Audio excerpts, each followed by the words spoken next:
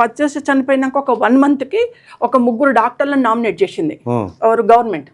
Nominate చేసి ఆ 3 డాక్టర్లతోటి రకరకాల డాక్యుమెంట్లు సేకరించుకొని సిడిఎఫ్టి డాక్యుమెంట్ అంటే ఆ డాక్యుమెంట్ అంటే ఇలా అన్ని సేకరించుకొని ఆ డాక్యుమెంట్ల ఆధారంగా వీళ్ళు ఒక రిపోర్ట్ తయారు చేశారు.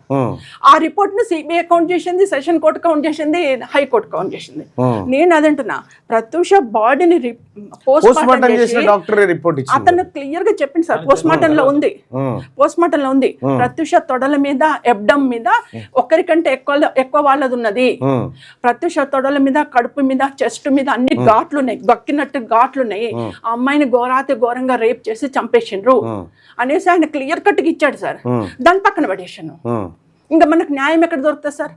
మెయిన్ ఒక డెత్ కు కావాల్సిన ఎవిడెన్స్ ని పక్కన పడేసిన తర్వాత ఇంకా నాకు న్యాయం ఎక్కడ దొరుకుతుంది, నా బిడ్డకు న్యాయం ఎక్కడ దొరుకుతుంది? ఇప్పటి వరకు కూడా ఎవరు మేము ప్రతి కోర్టులో కౌంట్ చేసినాం. మీరు ఇప్పుడు సెషన్ కోర్టులో అయిపోయింది. సెషన్ కోర్టు ఎవరిని దోషిగా తేల్చింది?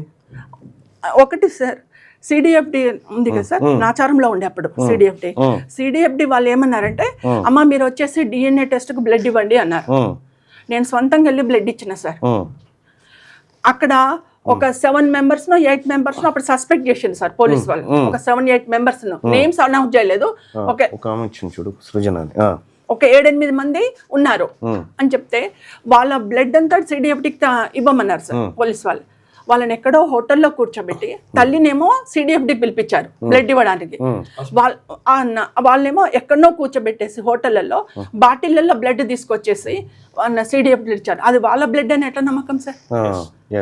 వాళ్ళ బ్లడ్ అని ఎట్లా నమ్మకం? ఇప్పుడు ఇక్కడ మనకు నా బ్లడ్ టెస్ట్ చేస్తేనే పక్క రూమ్ లో పోతే మన బ్లడ్ కాదా తెలియదు. మనకు ఏం టెస్టులు చేసి ఎక్కడో బ్లడ్లు తీసుకొచ్చి ఇక్కడ ఇచ్చేసారు. అక్కడే కొట్టేసారు సార్. అంటే మీకు తెలిసేది ఏంటంటే అక్కడే మొత్తం సాక్ష్యాలు తారుమారు అవుతూనే ఉన్నాయి. మళ్ళీ కేర్ హాస్పిటల్కి వెళ్ళినా నేను. వెళ్ళి 3rd day వెళ్ళిన, హైదరాబాద్కి వచ్చి 3rd dayకి వెళ్ళి నా బిడ్డ డ్రెస్ ఇవ్వండి అన్న. మీరు మార్చారంటున్నారు కదా సార్, మెడికల్ లీగల్ కింద నా బిడ్డ డ్రెస్ ఇవ్వాలి కదా, మెడికల్ లీగల్ కింద నా బిడ్డ డ్రెస్ ఇవ్వాలి కదా, నా బిడ్డ డ్రెస్ ఇవ్వండి అన్న.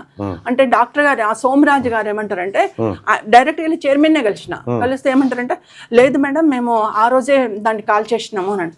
సార్ మెడికల్ లీగల్ కింద డ్రెస్ ఎట్లా కాల్ చేస్తారు సార్? లేదు మా దాంట్లో రూల్ ఎట్లా అంటే ఓకే సార్ మీ దాంట్లో రూలు వర్కర్స్ తీసిండ్రు కాల్ చేసి పైదేమైంది సార్? కిందంటే మోషన్ అయింది పైజామ్లో. పైదని ఇవ్వచ్చు కదా, మీరు పైదెందుకు తీసేసినట్టు లేదు మొత్తం డ్రెస్ కాల్ చేసిండ్రు.